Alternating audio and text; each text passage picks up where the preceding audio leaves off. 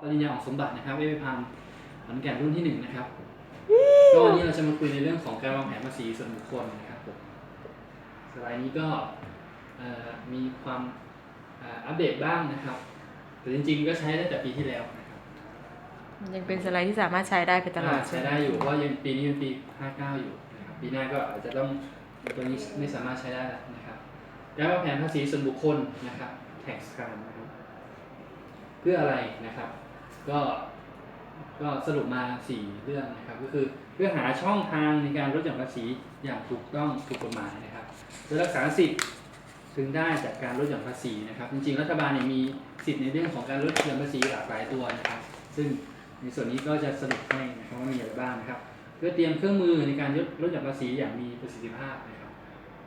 ก็จะมีหลากหลายตัวนะครับก็จะมาสรุปให้ฟังว่ามีอะไรบ้างนะครับ แล้วก็เพื่อที่เราจะได้ทราบว่าเราจะได้เสียภาษีเท่าไหร่นะครับจากการคำนวณนะครับ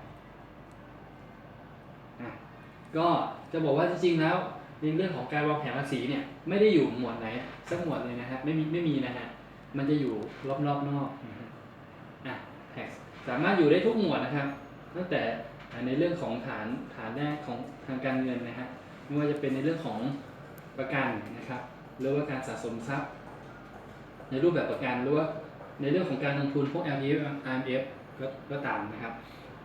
ภาษีจะอยู่ทุกหมวดนะครับแต่ทั้งนี้ทั้งนั้นก็อยากจะให้ทำจากข้างล่างขึ้นไปข้างบนจะดูเป็นหลักการทางการเงินมากกว่านะครับไม่อยากจะให้ไปซื้ออย่าวางแผนภาษี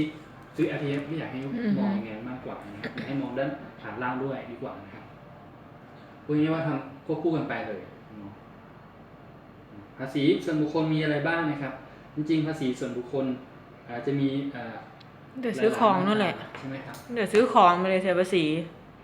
ภาษีซื้อของภาษีอะไรต่างๆใช่ไหมใช่อันนี้ก็จะเป็นภาษีในเรื่องของแวตเนาะแวต7%ใช่ไหมครับ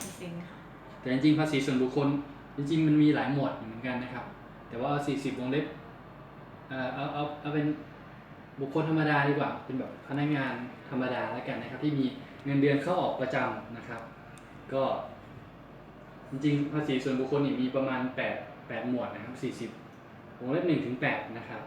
หมวดที่1นะครับก็จะเป็นในรูปของการจ้างงานนะครับเช่นเงินพนักงานกินเงินเดือน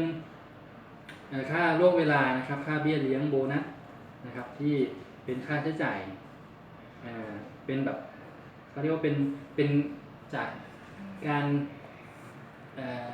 เป็นการรายได้ประจำรายได้ประจำเงินได้จากรายได้ประจำใช่ครับ40วงเล็บ1นะครับถ้าเราใช้ค่าเรื่องนี้ใช่ใน40วงเล็บ1ครับเนาะใช่ครับ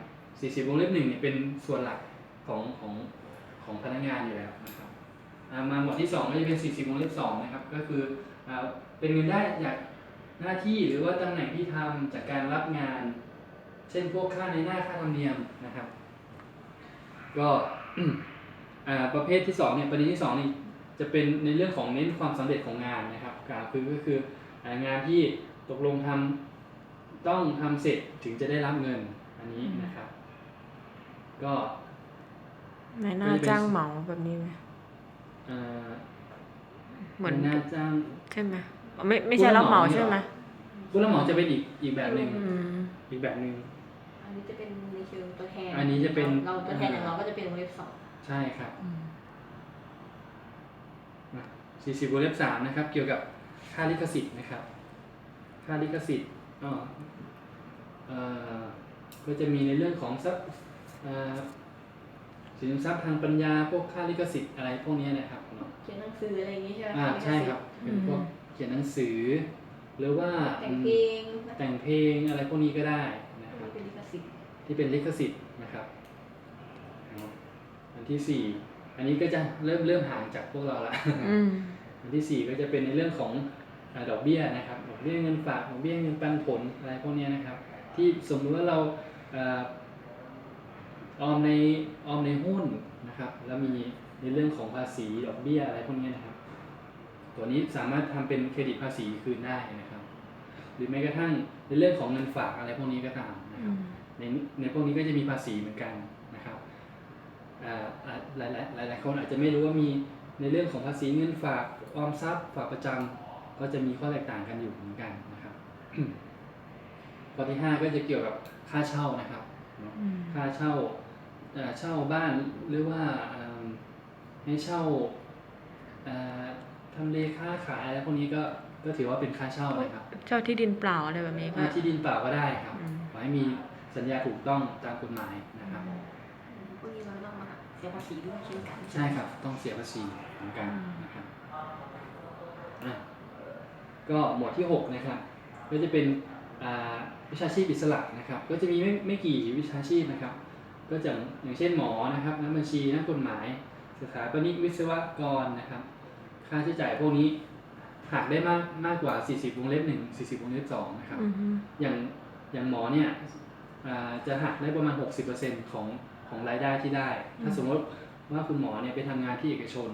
นะครับก็สามารถหักได้ 60%ในส่วนอีก 40% เนี่ยคิดเอาไปคิดภาษีนะครับแต่ถ้าเป็นนักกฎหมายสถาปนิกนักบัญชีวิศวกรเนี่ยหักได้แค่30เนาะอีก 70% เนี่ยค่อยเอาไปคิดในเรื่องของภาษีนะครับ นี่คือเป็นการหักเหมาจ่ายเลยใช่ไหมคะ60% ใช่ครับเหมาจ่ายเลยเหมาจ่ายเลย อันนี้คือที่ไม่ได้เป็นแบบรับเงินเดือนอะไรอย่างนี้ใช่ไหมคะ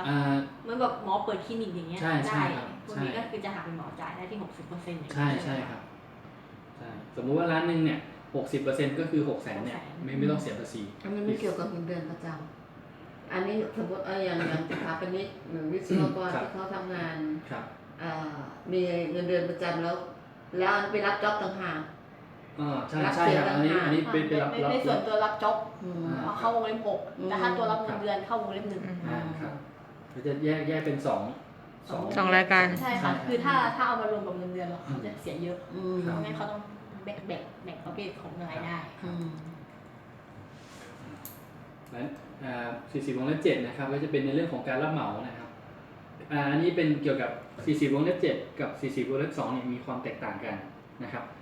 40วงเล็บ2เนี่ยคือคล้ายๆก็เป็นการเหมาจ้างเหมือนกันแบบค่าในหน้าเหมือนกันนะครับแต่ทีนี้40วงเล็บ2เนี่ยเป็นแค่ค่าแรงไม่ใช่พอดีเป็นแค่ค่าแรงหมายความว่าในเรื่องของลูกค้าถ้าสมมติว่ารับเหมาเหมือนกันแต่ว่า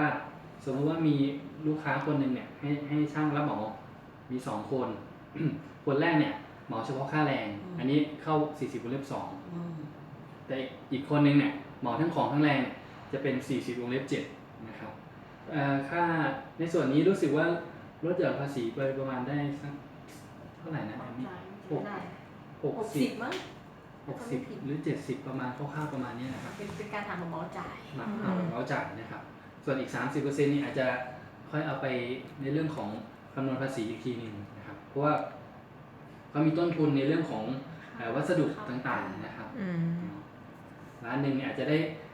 ในส่วนของที่เอาไปคำนวณภาษีอาจจะสัก300,000นะครับอันนี้หักได้เท่าไหร่ในผู้รับเหมาน่าจะ70%เนี่ยประมาณ60-70%จำตัวเลขได้ไม่ชัดเจนเท่าไหร่เพราะจริงก็เหมือนถ้าเป็นเคสที่ผู้รับเหมาเขาจะยื่นภาษีอ่ะมันก็ต้องเป็นเคสที่เหมือนประมูลเหมือนอะไรอย่างเงี้ยบางเคสเขาก็ไม่แถลงจนหมด